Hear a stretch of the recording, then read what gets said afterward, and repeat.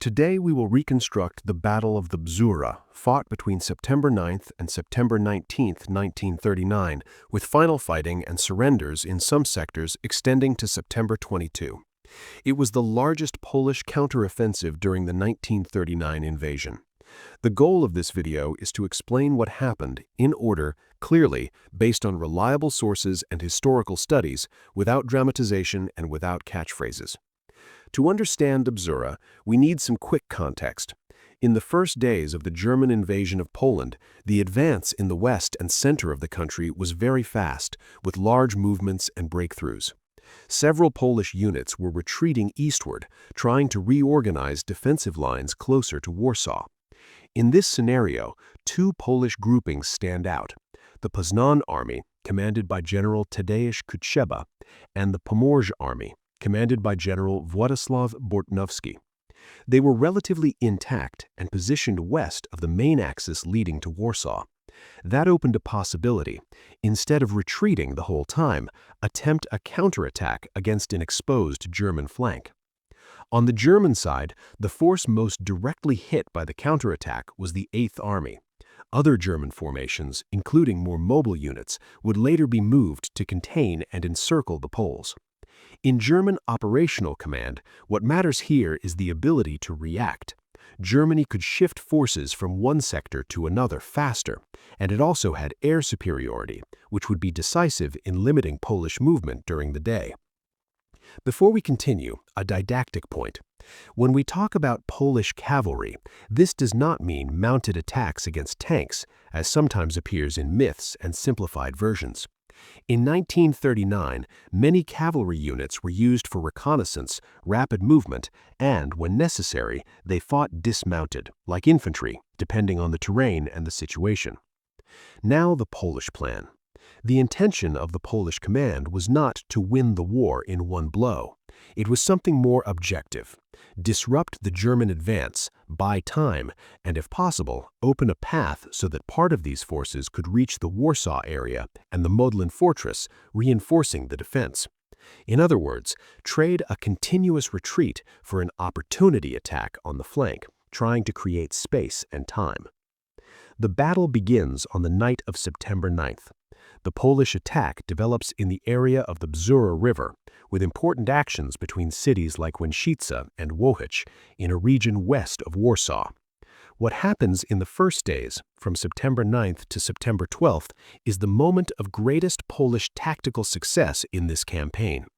The counterattack hits relatively exposed German sectors and causes local withdrawals.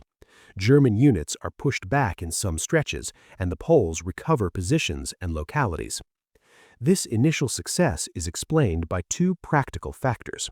First, the choice of target, a vulnerable flank. Second, the element of surprise. The Polish concentration and the timing of the attack created confusion and delayed the immediate reaction. But from the beginning, there was a structural limit. To sustain an advance, you need to move troops, ammunition, food, and communications. And in those days, that became increasingly difficult because of air pressure. Movements on roads, columns, and river crossings were natural targets for air attacks. At the same time, the German command was better able to transfer forces to contain the attack. If you like this more documentary format, straight to the point and well-researched, subscribe to the channel and turn on notifications. It helps a lot, and you won't miss the next episodes. From September 13th onward, the battle changes pace. What had been an opportunity strike begins to face a coordinated response. The Germans begin to concentrate forces to contain and then attempt to encircle the Polish grouping. At this point, the Polish offensive has to deal with a problem. The more it advances and exposes itself, the harder it becomes to maintain cohesion, communications, and supply, especially under air attacks and under pressure from German units shifted into the sector. Here, it's important to understand what it means to close an encirclement in a war of maneuver. It's not a single move. It's a sequence of occupying roads, bridges, and crossroads, combined with attacks to push the enemy into smaller and smaller areas. When that happens, the objective of the encircled side changes. Instead of advancing, the priority becomes breaking out. that is, getting out before the encirclement closes completely. This is the phase that intensifies between September 16th and September 19th. Polish forces tried to break out towards the east, looking for natural corridors and routes that could lead to Warsaw.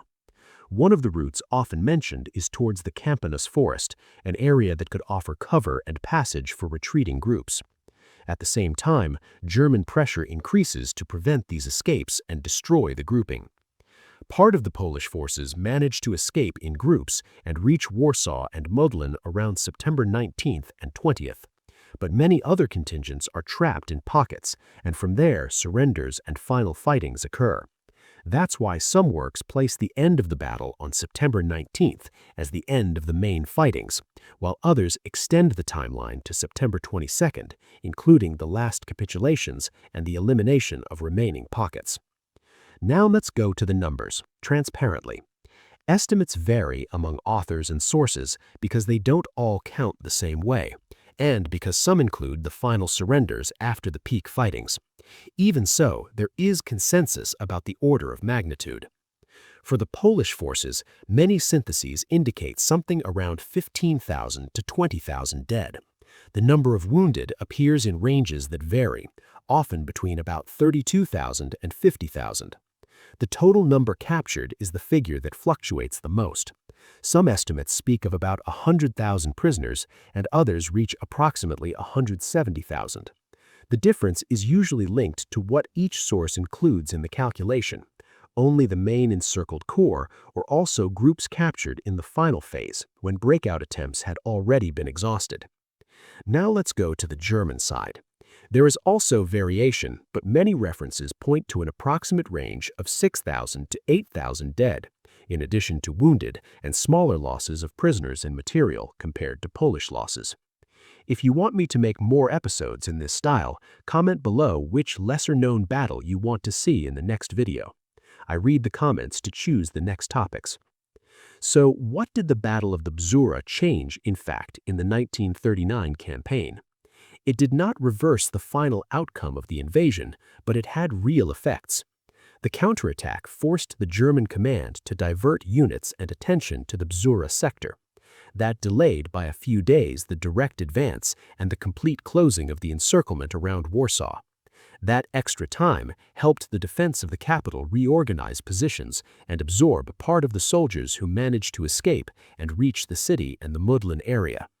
At the same time, the defeat at the Bzura imposed a high cost on Poland because it eliminated the capability of those armies to act as large organized formations in the west. After the battle, Polish resistance continued mainly in Warsaw and in isolated points, but the operational picture became much more unfavorable. To close, it's worth summarizing the main lessons in a simple way. First, initiative matters.